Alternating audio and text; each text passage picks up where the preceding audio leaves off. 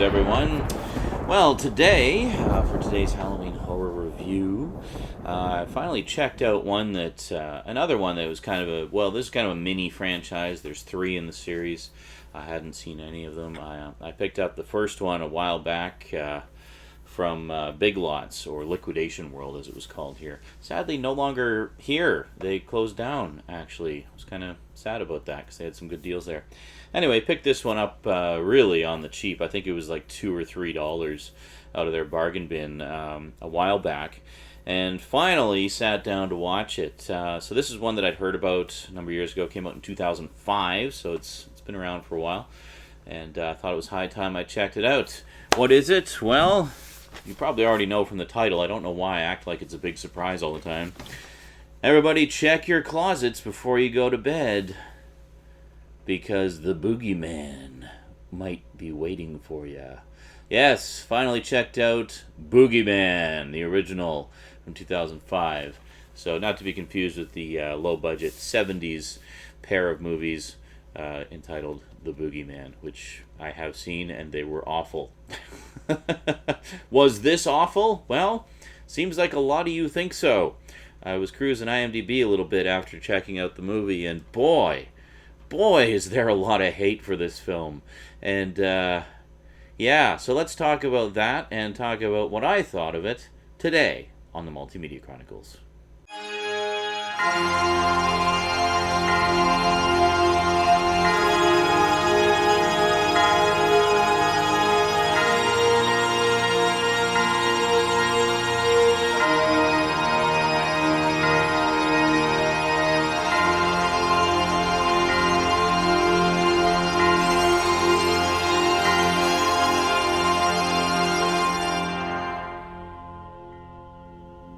Welcome back. Alrighty, so Boogeyman, not the Boogeyman, but Boogeyman. Yes, not to be confused with pull off the VHS track. This film and this film. Yeah, this one is a low-budget, essentially a low-budget slasher flick, kind of, with a supernatural twist to it. This is the god-awful sequel, about half of which is recycled footage from the first one in a flashback that literally takes half the movie to get through. Wow. Yeah, I don't think... Well, these might have DVD releases. I don't know. If they do, I have never seen them around. But, yeah. I got those pretty cheap when I was kind of just piling up on horror VHS stuff. But anyway, this one is from 2005, no relation to the other one. But what did I think of it? Well, honestly, I liked it, but in looking through the comments on IMDb, I think I can understand why a lot of people didn't. Because if you look at the cover, and I guess kind of the era that it came out, to mid-2000s, I think a lot of people went into it expecting it to be essentially a monster movie. Expecting some horrible creature going around on a killing rampage, blood and guts everywhere. And that's really not what it is at all. In fact, you see very little of the actual Boogeyman. A lot of it is build-up to it. So the basic story is pretty straightforward. The opening scene, we meet this little boy who, it's the classic scenario, a little boy trying to go to sleep and terrified beyond belief because he thinks there's a monster in his closet. And he's looking around the room, and every little thing in the room is sort of setting off his fear reaction, and he thinks that this is the Boogeyman, that's the Boogeyman, everything's reminding him of the Boogeyman. And what had happened essentially was his dad had told him the story of the Boogeyman, and the kid really took it to heart and was just terrified beyond belief every night. Well, his dad comes in to comfort him and goes to check out the closet and says, "See, there's nothing in there." And then suddenly he gets pulled into the closet and is never seen again. Fast forward to 15 years later, little boy is all grown up now. He's in his mid-20s and has basically been in therapy for his entire life. We find out that his mother basically abandoned him, unable to cope with the loss of his father, so he's been on his own. essentially since he was a kid, I guess in an orphanage for a while. Or no, it wasn't with an orphanage, sorry. I watched the movie over the course of 3 days because I was so wiped out from work. So it's only like a 90-minute movie, not even. It's like 86 minutes, I think. It's really short. But it took me 3 days to end up watching it, because by the time I got home and did all my nightly routine, we were doing the live streams that week as well. I was just too damn tired, and I could not carry on. But anyway, finally finished watching it last night. So he wasn't in an orphanage. My bad. He was with his uncle. He stayed with his uncle, and his uncle basically raised him while his mom was a basket case. So essentially, the main bulk of the story involves him going back to his. He wants to face the fear. He wants to conquer it and be able to get on with his life. So he goes back to the house that his parents' old house, which is now up for sale, with the intent of spending a night there and confronting the fear. And his therapy basically tried to convince him that no, the boogeyman didn't get your dad. Your dad just left you and your mom because he was a dick. And so basically he wants to go back to the house to determine once and for all if indeed that was the case, or if his childhood fear was in fact real and he did see what he thinks he saw. So pretty cool. So essentially what we have here is it's not a monster movie as you would think, and apparently a lot of other people thought. It's actually a psychological horror film with a supernatural twist. And in that respect, I actually found it to be a very pleasant surprise, because I like stuff like that. I don't when I see a horror movie and it's just another splatterfest, it better be a pretty damn good splatterfest for me to enjoy it. Like, for example, The Burning. I went in expecting a typical teen slasher flick and got something really good. Like, it was actually really well done, and it was a very pleasant surprise. Well, for me, The Boogeyman falls into that category, because I went in much like anyone else expecting a sort of typical modern horror movie body count kind of thing with lots of jump scares and whatnot, and got something quite different. So for me personally, that made it better. I actually liked it better, because the largest chunk of the movie focuses on building atmosphere and tension and suspense, and you're almost left to wonder, is the boogeyman real? Did he make it up? I mean, pretty much, yes, the boogeyman will turn out to be real, but there's still that lingering question of not really knowing. And as he's kind of uncovering clues and such as he goes and checking out the house and confronting his fears and such, it really ratchets up the tension quite a bit over the course of it. I heard of some stories of people having to leave the theater because the tension was so intense that they were literally getting chest pains. There are some jump scares as well. Honestly, the jump scares didn't really get me as much. For me, it was more about the atmosphere and the building of tension. There's a lot of build up to when you finally do see the boogeyman. Now, for me, the one disappointing aspect of it was actually the boogeyman himself. I like the concept of it and what it turns out the boogeyman actually is, and how it came to be. I think that's really clever, and that was actually pretty well done. However, I saw, again, a lot of people seem to be confused by that. It's not kind of explained right there in your face. It's explained more or less visually, so if you blink, you'll miss it, but you got to pay attention, and it actually does make perfect sense. Because it connects right back to that opening scene, and links everything together very, very nicely. I'm not going to spoil that aspect of it, of course, because that's part of the fun is discovering that for yourself. But so the one disappointing aspect of that was the actual effects of the boogeyman. It's very CG heavy, and honestly not particularly good CG, and that kind of ruined that aspect of it for me. So I just kind of took it as I go, okay, it's CG, and just enjoyed the other aspects of it, like the actual story aspects of it, and the catharsis of the character, which we've been leading up to. My battery's dying, so I'm gonna have to make this quick. But the interesting thing is, I watched the extras afterwards, and there's a pretty, about a 45-minute or so making of documentary on there, and or 35 minutes, something. Anyway, fairly decent length making of documentary, and they also have some effects breakdowns where they show you the various layers of the effects. And it's interesting actually that effects breakdown sequence, because you hear the original on-set dialogue recordings of the characters, and then in the final version you hear the ADR, like the replaced dialogue versions. You can hear the difference in the performance, and it's quite interesting actually. I found that quite fascinating to see the comparison. But the thing that was interesting to me, looking at the effects breakdowns, is the Boogeyman originally was not CG. It was actually a guy in a costume, and a pretty, creepy looking costume. But they, so essentially, I guess the idea was to use CG to enhance and to add effects and such. But honestly, I think they over-processed it. It's overdone to the point where I didn't even realize it was a guy in a costume. I thought it was just an all CG character. And I think actually in some cases they just flat out replaced the costume character with the CG character, which is too bad, because honestly I think it would have been more effective if they had just left it as the CG character. And my battery is dying. I'm going to have to switch batteries. I will be back in just a moment. Switching now! Blah! Okay, well, I got a little bit of a charge on this. This is my lower capacity battery.